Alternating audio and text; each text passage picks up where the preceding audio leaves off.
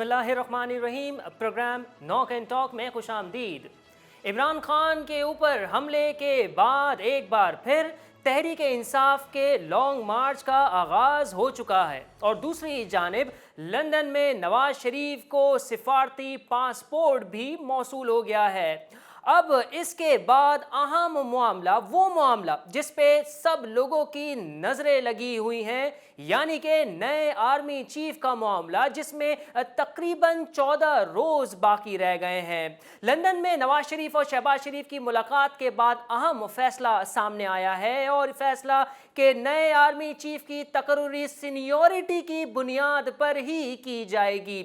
अब इसके बाद देखा जाएगा कि अगले 14 रोज़ में पाकिस्तान की सियासत किस जानिब जाएगी। क्या पाकिस्तान के अंदर नए आर्मी चीफ की तकर्री वाकई सीनियरिटी की बेस पे होगी या फिर एक सरप्राइज निकल के इस सामने आएगा, इसी के ऊपर आज हम गुफ्तगू करेंगे। साथ ही इमरान खान के जो लॉन्ग मार्च का आगाज़ हो चुका है, अब उसका मुस्तकबिल क्या होगा, क्या वो इस्लामाबाद की जानिब ही जाएगा या फिर रावलपिंडी का रुख भी कर सकता है। इसी सवाल का जवाब आज हम तलाश करेंगे। हमारे साथ मौजूद हैं सीनियर सहाफ़ी तज़कियाकार रियाज भट्टी साहब। रियाज भट्टी साहब, बहुत शुक्रिया शो में वक्त देने के लिए। आर्मी चीफ की तकर्री सीनियरिटी की बुनियाद पर होगी। लंदन में नवाज शरीफ और शहबाज शरीफ के दरमियान मुलाकात में अहम फैसला सामने आया है। भट्टी साहब, आप क्या समझते हैं कि क्या वाकई आइन और सीनियरिटी ही मद्देनजर रखी जाएगी या फिर कोई सरप्राइज निकल के हमारे सामने आएगा और सियासी फायदे के लिए जो है सीनियरिटी को थोड़ा सा साइड में रख के जो है जैसे माजी के अंदर हम देखें आर्मी चीफ की तकरीर हुई है उस तरीके से होगी। बड़ी साहब, इस हवाले से हमें बताइएगा ज़रा। जी बहुत शुक्रिया। ये एक अहम मामला है जो कई दिनों से जो है पाकिस्तान के मीडिया में और आलमी सतह पर भी ज़ेर बहस है और सियासी क़यादत इस पर मशावरत भी कर रही है और इमरान खान साहब जो हैं वो अपने तौर पर कुछ तहफ़्फ़ुज़ात भी रखते हैं इस तकर्री पर। बहरहाल अब वज़ीर आज़म की अपने पार्टी के कायद मियाँ नवाज़ शरीफ साहब से मुलाकात हुई है लंदन में, जिसका मुश्तरका बयान ये सामने आया है कि जनाब ये जो तकर्री है ये सीनियरिटी की बुनियाद पर ही की जाएगी और दोनों का कहना ये है कि सीनियर तरीन जनरल को जो है आर्मी चीफ तैनात किया जाएगा। अब ये ज़ाहिर है अभी कुछ दिन बाकी हैं। 29 नवंबर को मौजूदा चीफ साहब जो हैं वो रिटायर हो रहे हैं और उन्होंने पहले ही कह दिया है कि वो अपने वक्त पर रिटायर होंगे और इस सिलसिले में उन्होंने पाक फ़ौज के अहम स्टेशंस पर अलविदाई मुलाकातें भी शुरू कर दी हैं और वो मुख्तलिफ़ अपने कोर में जाकर और मुख्तलिफ़ ग्रेजुएशन में जाकर जो है ऑफिसर से और जवानों से मुलाकातें कर रहे हैं। तो उम्मीद यही की जाती है कि ये तकर्री अपने वक्त पर होगी और जैसा कि वज़ीर आज़म और उनकी पार्टी के कायद ने कहा है कि सीनियर जनरल ही इस ओहदे पर तैनात किया जाएगा, तो तवक्को की जानी चाहिए कि ये सीनियर तरीन और अपने काबिलियत और सलाहियत की बुनियाद पर सीनियर जनरल को जो है आर्मी चीफ तैनात किया जाएगा। जी बिल्कुल भट्टी साहब, लेकिन इमरान खान की जानिब से ये भी कहा जा रहा है कि नए आर्मी चीफ की तकर्री के फैसले लंदन के अंदर हो रहे हैं और अपने जलसे के अंदर, अपने लॉन्ग मार्च के अंदर ये बार बार बात कह रहे हैं कि एक वो शख्स जो मुल्क से काफ़ी वक्त हो गया है, मफरूर है, वो नए आर्मी चीफ की तकर्री का जो है वो फैसले कर रहा है। इससे पाकिस्तान की मुस्तकबिल के ऊपर जो है वो बड़े गहरे जो है मनफी असरात सामने आएंगे। भट्टी साहब, मुझे ये बताइएगा कि इमरान खान के लॉन्ग मार्च में ये भी बातें हो रही हैं कि इस्लामाबाद की जगह वो रावलपिंडी का भी रुख कर सकते हैं। तो क्या भट्टी साहब वाकई इमरान खान अभी भी उस पोजीशन में आपको दिखाई दे रहे हैं कि वो हुकूमत के ऊपर एक प्रेशर क्रिएट करेंगे जिससे जो है नए आर्मी चीफ की तकर्री के मामले में जो है कुछ रद्दोबदल हो सके? क्या वाकई लग रहा है कि इमरान खान जो है इस पोजीशन में इस वक्त नज़र आ रहे हैं आपको? जी, इमरान खान साहब ने कहा है कि जी ये आर्मी चीफ की तैनाती के फ़ैसले लंदन में हो रहे हैं और वज़ीर आज़म जो है वो एक मफरूर शख्स के साथ जाकर वहाँ इस ओहदे की तैनाती पर मुशावरत कर रहे हैं। यानी उनका इशारा मियाँ नवाज शरीफ की तरफ था कि वज़ीर आज़म शहबाज शरीफ عدالتوں سے مفرور یعنی نواز شریف سے جا کر اس عہدے کی تعیناتی پر جو ہے مشاورت کر رہے ہیں. ان کا کہنا یہ تھا کہ یہ ملک کے لیے نقصان دہ ہو سکتا ہے، اور ان کے بقول کہ نواز شریف اسی آدمی کو ہی آرمی چیف بنائے گا جو ان کو فائدہ پہنچائے گا. تو یہ بات بڑی معنی خیز ہے، اور میں سمجھتا ہوں کہ عمران صاحب نے جو ہے یہ پتہ نہیں کس طرح کہہ دیا کہ میاں نواز شریف جو ہے اس آدمی کو آرمی چیف بنائیں گے جو انہیں فائدہ پہنچائے گا، جبکہ ہسٹری جو ہے وہ بالکل مختلف ہے، اور ذاتی تجربہ بھی میاں نواز شریف صاحب کا اور نون لیگ کا جو ہے بالکل تلخ ہے، کیونکہ لگ بھگ انہوں نے 5 آرمی چیف تعینات کیے ہیں اپنے 3 ادوار میں. تو بدقسمتی سے 5 کے ساتھ ہی ان کی نہیں بن سکی. اور آپ کو یاد ہوگا کہ ان کی جنرل جہانگیر کرامت کے ساتھ، ان کی کاکڑ صاحب کے ساتھ، ان کی یہاں تک کہ جنرل پرویز مشرف کے ساتھ نہیں بنی، اور اس کے نتیجے میں ان کی حکومت بھی ختم ہو گئی اور جنرل مشرف اقتدار میں آ گئے. پھر اسی طرح آپ نے دیکھا کہ فائدے والی بات جہاں عمران صاحب نے کی ہے کہ وہ اس بندے کو تعینات کریں گے جو انہیں فائدہ پہنچائے گا. تو میرا خیال یہ ہے کہ میاں نواز شریف کو جتنی بھی آرمی چیف کی تقرریاں کی ہیں ماضی میں، ان سے انہیں کوئی فائدہ نہیں ہوا بلکہ الٹا نقصان ہی ہوا ہے. جیسے آپ نے دیکھا کہ جنرل پرویز مشرف نے ان کی حکومت ختم کر کے خود اقتدار سنبھال لیا، اور اسی طرح یہ موجودہ آرمی چیف جو ہیں جنرل قمر جاوید باجوہ، یہ بھی میاں نواز شریف نے ہی تعینات کیے تھے 2016 میں. تو آپ نے دیکھا کہ 2016 میں ہی 17 میں جو ہے میاں نواز شریف کو نااہل قرار دے کر سیاست سے فارغ کر دیا گیا، اور اس کے بعد جو ہے بڑے اہتمام کے ساتھ عمران صاحب کو حکومت میں لایا گیا.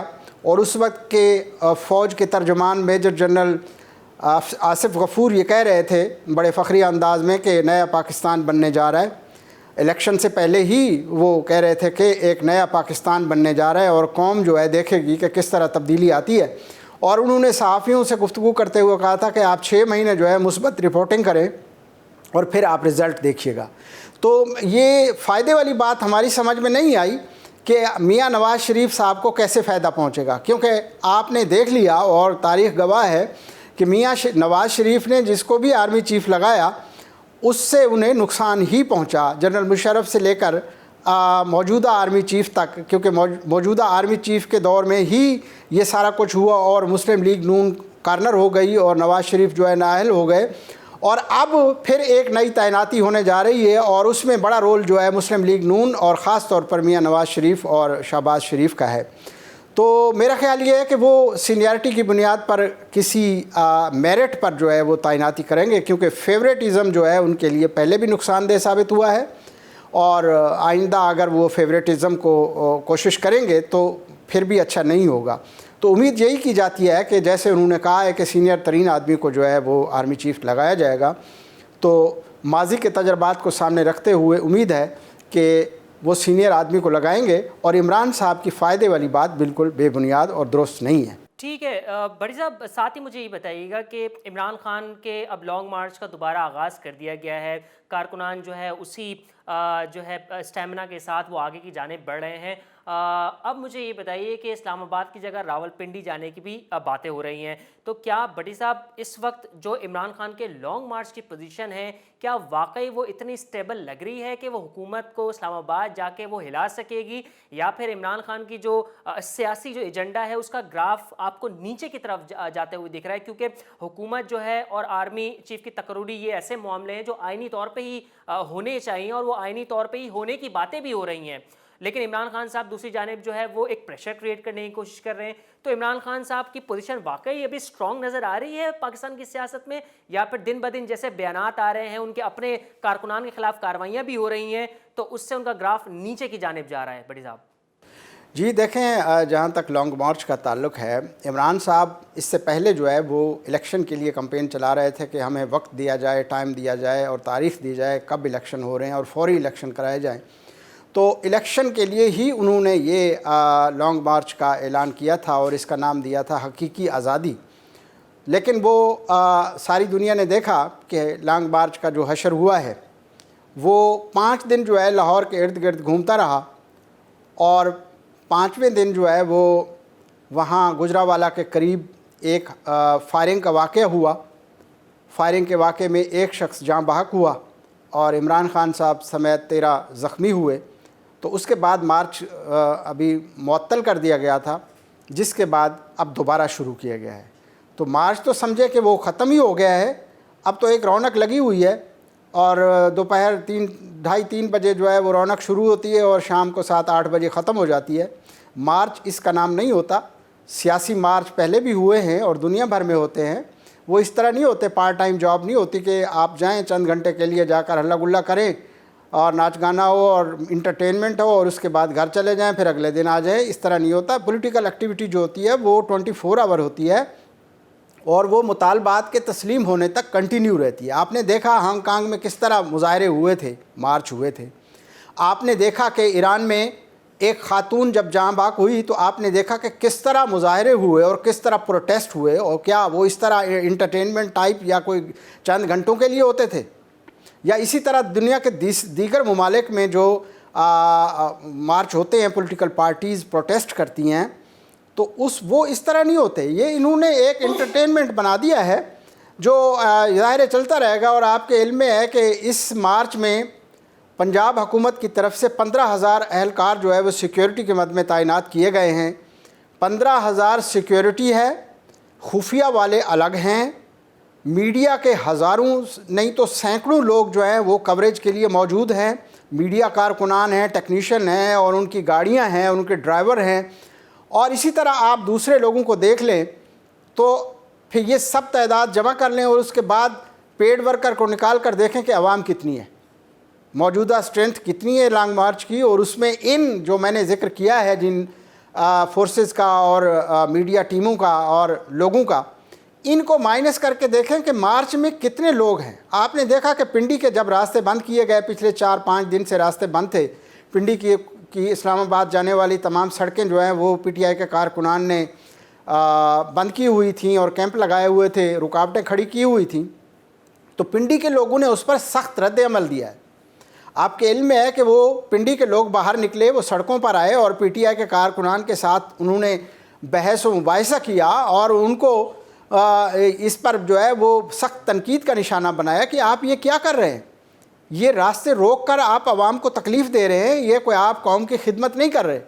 یہ اسی طرح کے ریمارکس جو ہے سپریم کورٹ کے سینئر جج جسٹس قاضی فائز عیسیٰ نے بھی اپنے خط میں دیے، جو خط انہوں نے لکھا تھا اس میں بھی انہوں نے یہی کہا کہ راستے بند کرنا جو ہے ایک رسول اللہ صلی اللہ علیہ وآلہ وسلم کی ایک حدیث کے مفہوم کے مطابق شیطانی عمل ہے اور عوام کو تکلیف دینا ہے، یہ کوئی خدمت نہیں ہے.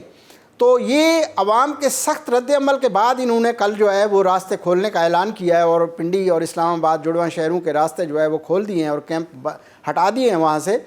تو اس کے بعد اب اندازہ لگائیں کہ مارچ کی کیا حیثیت ہے. یعنی عوام متنفر ہو چکے ہیں اس طرح کی سیاست سے کہ بھائی آپ اپنے مطالبات کو تسلیم کروانے کے لیے جب 126 دن کا دھرنا دے رہے تھے اور اب بھی اسی طرح کی اسٹریٹجی پر چل رہے ہیں.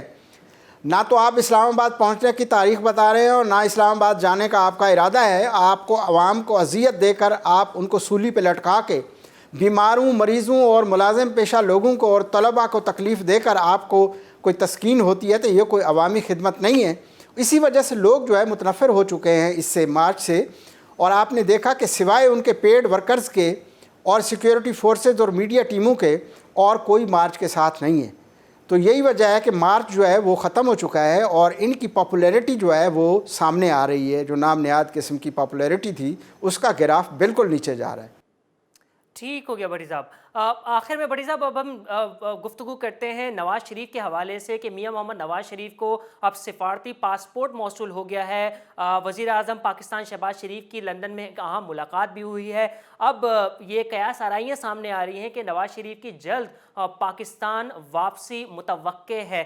تو اگر نواز شریف وطن واپس آ جاتے ہیں تو نون لیگ کی وہ پاپولیرٹی جو ایک وقت میں ہوا کرتی تھی، جس کا گراف دن بہ دن جو ہے نیچے کی طرف جاتا ہوا ہم نے دیکھا، حالانکہ نون لیگ کی ہی حکومت ہے اس ٹائم، لیکن کیا نواز شریف کے آنے کے بعد نون لیگ ایک بار پھر وہی نئی پارٹی ابھر کے سامنے آئے گی؟ उसी तरीके से जैसे माजी में इन्होंने जो है मेजोरिटी को लेके इलेक्शन जीते हैं और वज़ीर आज़म जो है वो नून लीग के बने हैं, तो नवाज शरीफ के आने से क्या वाकई नून लीग को हम कह सकते हैं कि एक नई बढ़त मिलेगी पाकिस्तान की सियासत के अंदर? इस हवाले से बताइएगा बड़ी साहब। जी देखें, मियां नवाज शरीफ साहब यकीनन पाकिस्तान आएंगे। पाकिस्तान उनका वतन है और उनका ज़ाहिर सियासत और पॉलिटिक्स और उनकी पार्टी है बड़ी, यहाँ पर उनके पार्लियामेंटेरियंस हैं, वो आएंगे। और मेरा ख्याल ये है कि इस नून लीग को हुकूमत संभालने के बाद, यानी ये जो अप्रैल में हुकूमत कायम हुई थी और वज़ीर आज़म नून लीग के सदर को बनाया गया था, एक जमात को खासा पॉलिटिकली नुकसान पहुंचा है, क्योंकि इस हुकूमत ने बड़े गैर पॉपुलर फ़ैसले किए हैं, जिसमें पेट्रोलियम की कीमतें बढ़ाना और बिजली की कीमतें बढ़ाना और इसी तरह दीगर टैक्सेस बढ़ाने के जो है मनफी नताइज सामने आए हैं और आवाम पर बहुत ज़्यादा बोझ पड़ा है और आवाम की चीखें निकल गई हैं और वो ख़ुद तस्लीम करते हैं कि आवाम के साथ बहुत बड़ा जुल्म हुआ है। लेकिन मजबूरी ये थी कि इनके पास कोई ऑप्शन नहीं था, क्योंकि उस वक्त मुल्क जो है हकीकतन डिफ़ॉल्ट हो चुका था और उसको संभालना और IMF कर्ज़ के लिए वो शराइत पूरी करना बहुत ज़रूरी था। और ये मजबूरी के तहत फ़ैसले लिए गए थे और जिसका पॉलिटिकली इनको नुकसान हुआ है। आपने देखा कि जितने ज़िमनी इलेक्शन हुए हैं सूबाई लेवल पर और नेशनल लेवल पर नून लीग को शिकस्त हुई है। एक दो हलकों में उनको कामयाबी मिली है, बाकी हर जगह से उनको नाकामी हुई है और उनके ही नामज़द करदा लोगों को जो है वोट नहीं मिले। उसकी वजह यही है कि इनके गैर मकबूल फ़ैसले और सख्त माशी पॉलिसियाँ जो हैं वो आड़े आ गई हैं और उससे जमात का ग्राफ बड़ी तेज़ी से नीचे गया है। और मेरा ख्याल ये है कि मियां नवाज शरीफ के आने के बाद कुछ सूरत हाल बेहतर होगी, क्योंकि माशी हालात जो है वो कदरे बेहतरी की तरफ गामज़न हैं। IMF ने कर्ज़ देने का वादा कर लिया है और वर्ल्ड बैंक ने भी कह दिया है कि आपने तमाम शराइत पाकिस्तान ने पूरी कर दी हैं। वो भी $600 मिलियन जो है वो पाकिस्तान को दे रहा है। इसी तरह दूसरे चीन ने भी देने का वादा किया है, सऊदी अरब भी यहाँ पर इन्वेस्ट करने आ रहा है। तो ये अगले चंद महीनों में जब ये इन्वेस्टमेंट होगी और पैसा आएगा तो पाकिस्तानी शहरियों को थोड़ा रिलीफ़ मिलेगा, रोज़गार के मौके पैदा होंगे और टैक्सेशन की सूरत हाल बेहतरी की तरफ आएगी और उम्मीद है कि पेट्रोलियम की कीमतें भी कम की जाएंगी। तो उस वक्त जब मियां नवाज शरीफ साहब आएंगे तो जब ये रिलीफ़ दिया जाएगा आवाम को, तो पार्टी की पोजीशन कदरे बेहतर होगी और आवाम का एतमाद बहाल होगा। बहरहाल उनकी स्ट्रेंथ तो है आवाम में, ग्रास रूट लेवल पर उनकी अपना वोट बैंक है और लोग इसलिए नाला हैं इनकी मुआशी पॉलिसियों की वजह से। जब मुआशी पॉलिसियाँ बेहतर होंगी तो यकीनन पॉलिटिकल माइलेज मिलेगा इनको। ठीक है, यानी कि नवाज शरीफ के आने के बाद जो है नून लीग को एक कह सकते हैं कि एक नए स्टेमिना के साथ वो सामने आएगी। ठीक है बड़ी साहब, बहुत बहुत शुक्रिया हमें वक्त देने के लिए। तो नाज़रीन, आपने बड़ी साहब का तज़िया सुना। उनका यही कहना था कि पाकिस्तान की सियासत अगले 14 रोज़ के अंदर जो एक नई जानिब हमें जाती हुई दिखाई देगी। अब देखना ये होगा कि नए आर्मी चीफ की तकर्री आइनी और सीनियरिटी की बेस पर ही होगी या फिर कोई सरप्राइज़ निकल के सामने आएगा। अब इंतज़ार रहेगा अगले 14 रोज़ का। अपने फीडबैक से हमें ज़रूर आगाह कीजिएगा। इजाज़त दीजिए, मैं आपका मेज़बान सादत हुसैन साफ़ी, अल्लाह ने के पास।